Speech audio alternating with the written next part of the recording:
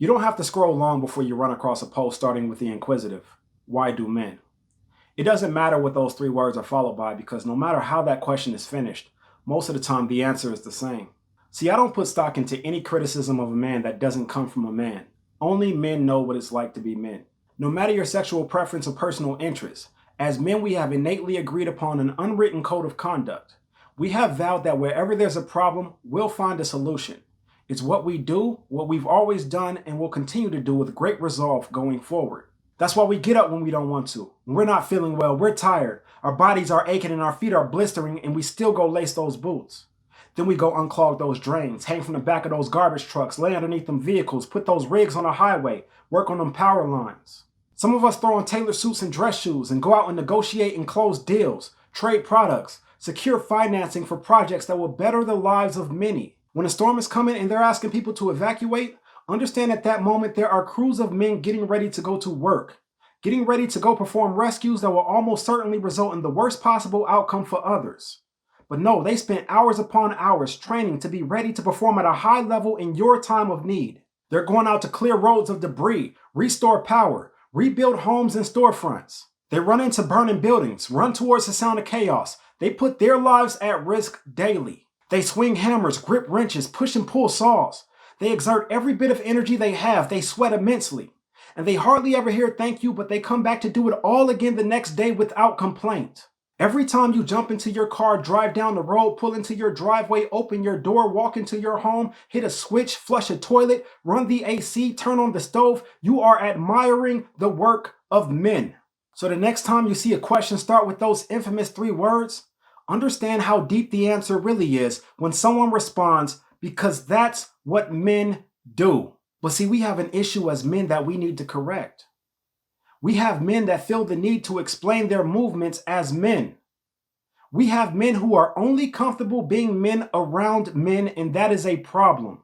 There was never a time before today where men were expected to be perfect.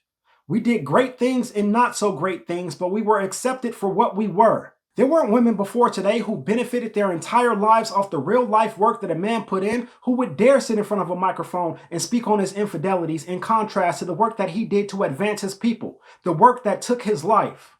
So what is a perfect man? A man who recognizes his mistakes, takes accountability for them, and tries not to make them again.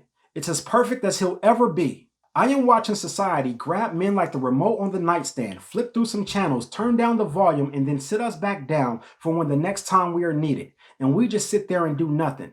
Nah, that disrespect stops today. Excuse my French, but some of us need to man the fuck up. Stop allowing yourselves to be disrespected.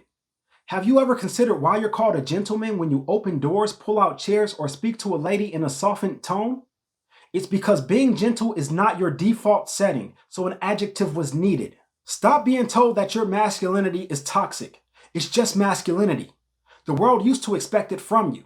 Oh yeah, when there was an issue and a phone call was placed for assistance, they were expecting for a mass of masculinity to show up and be present.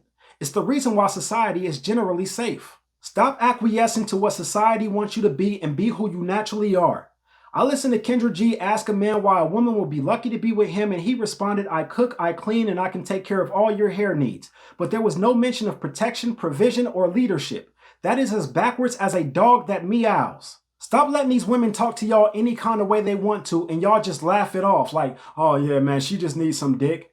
I wish I would ever reward a woman for disrespecting or emasculating me. Y'all need to watch that movie again. Jody wasn't a man yet in that scene. It was called Baby Boy for a reason. I will never forget being at a friend's house for a couple's night. I'm sitting on this couch watching this really good football game between the Chiefs and the Ravens. I had money on the game, so I'm very into it. At some point, they brought some games to the dining room. So my wife asked me if I wanted to play. I declined.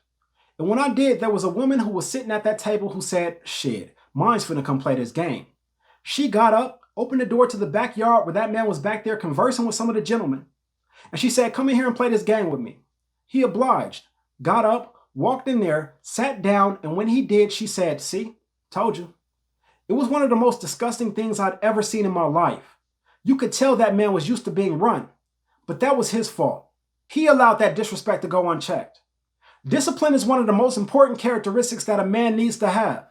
He has to be able to stand on his principles and values with unwavering conviction. As men, we all know what the right move is to make, but very seldom do we display the strength it takes to make those moves.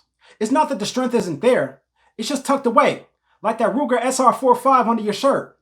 You don't display it because you don't want people to think you're a dangerous person, but people need to know that it's dangerous to fuck with you. That's what keeps them from fucking with you. And just to be clear, so these young brothers fully understand, I am not advocating that any man be violent towards his woman. There are other ways to sternly handle any situation, with the most effective being getting up and walking out that door. You should be long gone before it ever gets to the point of you raising a hand. I am saying that you need to nip disrespect in the butt. The time to grab a fire extinguisher isn't when the room is engulfed in flames, but rather when the flame goes the slightest beyond your control. You get the type of respect that you demand in this world. And once you allow a person to disrespect you, that respect is never going to be the same. Man up.